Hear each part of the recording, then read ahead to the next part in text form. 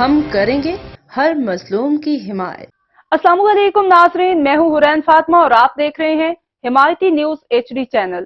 نظر ڈالتے ہیں آج کی اہم خبر پر۔ لوگوں کو صاف ستھری خوراک کی فراہمی پنجاب فوڈ اتھارٹی کی اولین ترجیح۔ پنجاب فوڈ اتھارٹی ہمیشہ کی طرح لوگوں کو صاف ستھری اور معیاری خوراک کی فراہمی کے لیے کوشاں۔ D G food authority Muhammad Asim Javed اور ڈی سی شیخوپورہ ڈاکٹر وقار علی خان کی ہدایات پر پنجاب فوڈ اتھارٹی شیخوپورہ کی فوڈ سیفٹی ٹیمیں معیاری خوراک کی فراہمی کو یقینی بنانے کے لیے آج بروز پیر خوراک سے منسلک 93 کاروبار کا معائنہ کیا گیا۔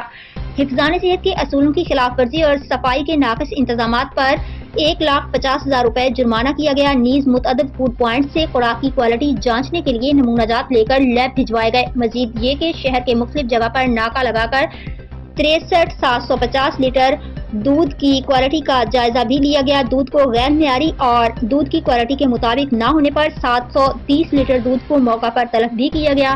مزید یہ کہ 250 کلو سوئیاں اور 70 کلو لیٹر غیر معیاری اور زائد المیعاد اشیاء جن میں بیکنگ سوڈا، سنیکس اور مشروبات وغیرہ شامل تھے وہ موقع پر طلب کیا گیا۔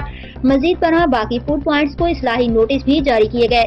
اب تک کے لیے اتنا ہی۔ مزید خبروں اور اپڈیٹ سے باخبر رہنے کے لیے دیکھتے رہیں حمایتی نیوز HD چینل۔